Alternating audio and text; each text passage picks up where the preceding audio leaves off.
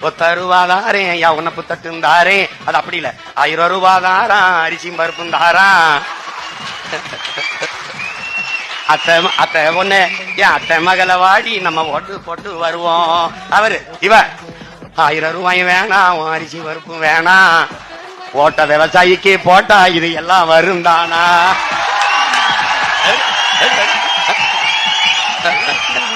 எப்படி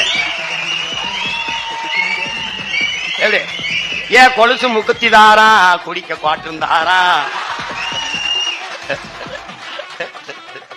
கூட கொஞ்சம் வாடி நம்ம போட்டு போட்டு வருவோம்.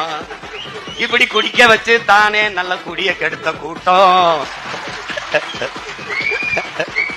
என் குறுகட்ட மாமா நான் கூட வர மாட்டேன்.